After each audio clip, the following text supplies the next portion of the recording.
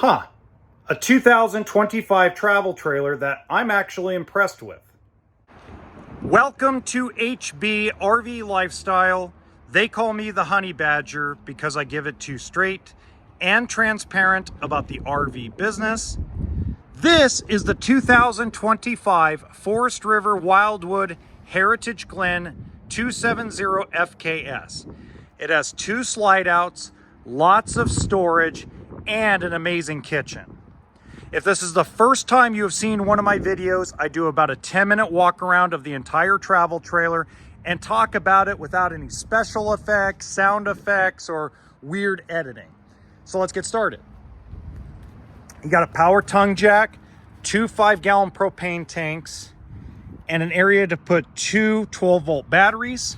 If you want further specs than I give you, I'm going to put the factory website in the description box below.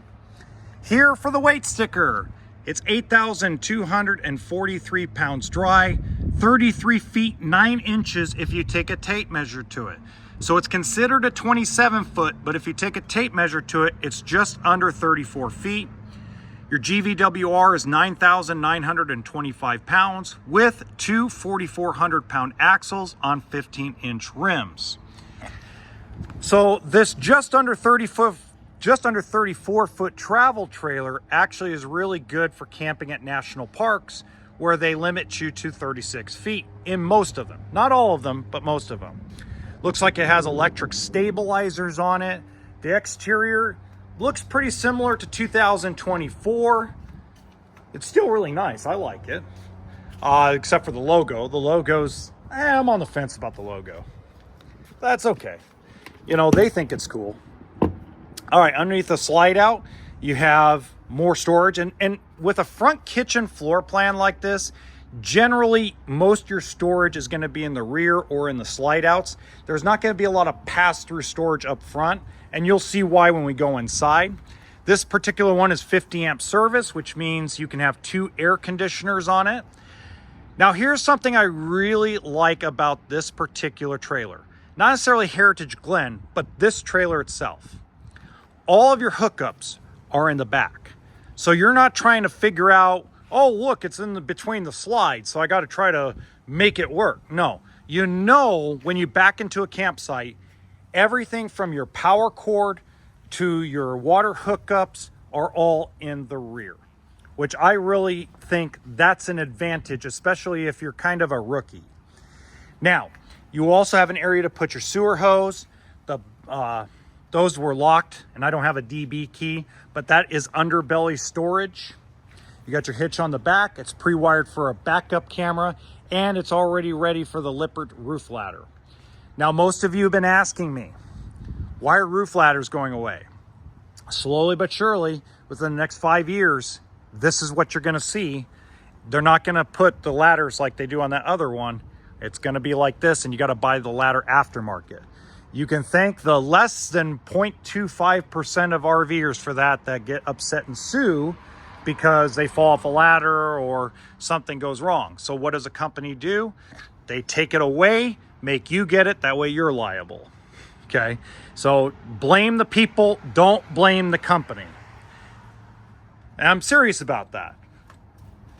Okay, wide stance suspension, big power awning, tankless hot water heater, an area to put your barbecue grill. Generally, they'll come with a flat grill and a table for that. Everybody's starting to do this for the dog leashes. Now, I can only imagine if a Great Dane or a big, huge dog like a Mastiff got a hold of this and tried to yank it. That would be really interesting.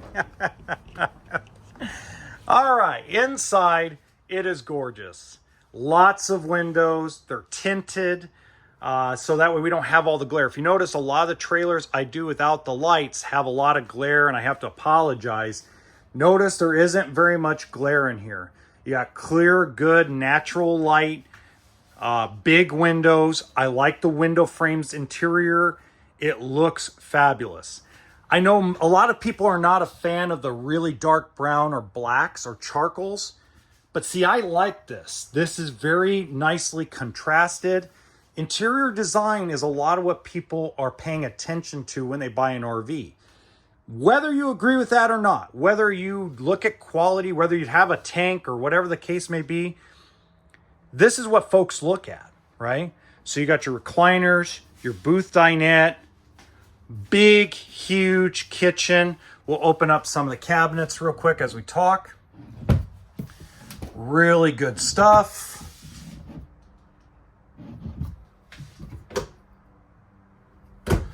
Microwave, 3-burner stove and oven, 12-volt refrigerator. Again, just like the propane electric refrigerator is dying, guys. And I did a video on that earlier this year if you want to check it out. 1-piece sink. Everybody knows I love the 1-piece sink because pozole, chicken, tortilla soup. Good stuff. But let's remember, you need a big pot to be able to cook that stuff in, especially when you're camping, and you need a big sink to clean those pots. So I really love the 1-piece sink. A lot of you have said you guys like the 2-piece sink, and I understand that. I actually like your guys' explanation for it too. It's a really good idea. Some folks love it, some folks don't. You know, different strokes for different folks, right? Big pantry at the entrance, where I mentioned the big screen TV, fireplace. There is storage under the dinette. It's cabinets. I'm not going to open them because of time constraints. We'll open them up at the end if I have an opportunity. Bathroom with a corner shower. This is always the weakness in this floor plan. But I'll say this. I got to give Heritage Glen credit where credit's due. Okay? Everybody knows I talk about the sardine can, right? So where they place the toilet, you don't feel like your knees are going to knock. You don't feel like your elbows are going to crash into the wall. You don't feel like you're in a sardine can. Even though the bathroom is smaller than most big travel trailers, that's important because you're going to spend more time there than you probably are in the shower.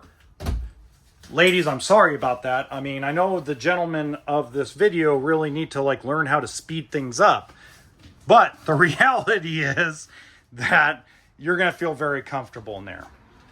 Okay, this is the strength of this floor plan, is the big bedroom. This is what I love beyond the amazing kitchen. You got the full walk-around queen bed that's actually a walk-around bed on each side. They also put those shelves that they're starting to get put on most Forest River products to be able to put your devices while you charge them.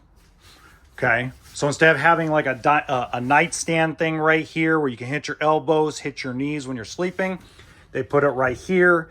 Now, some people are going to say, well, I might hit my head against that. It'd be tough to hit your head against that. It's placed pretty good, I got to say. Okay, another strength is the drawers. Good deep drawers for all of your clothing. A little dirty laundry basket. And then, ladies and gentlemen, boys and girls, children of all ages, say hello to my little friend. Look at the big, huge closet. Now, if you're wondering what's this? This is all that underbelly storage I was talking about in the rear. Okay, so those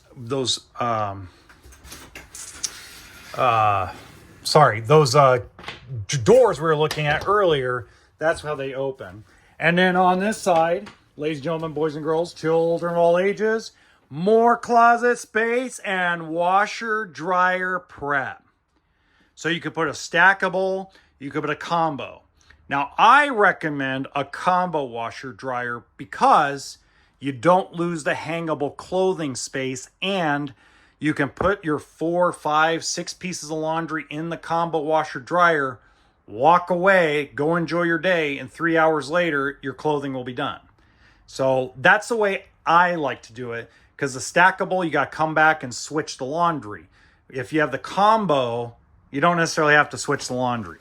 So I love that closet, and it looks like we have enough time in this video to run and look at the dinette. Woo, run, Rudolph. Okay. Now, if you have any questions, my contact information is in the description box below. don't forget to join us on X, which is formerly Twitter. In the top right-hand corner is another really cool travel trailer I think you guys are going to enjoy. Remember, toolkit and sense of humor.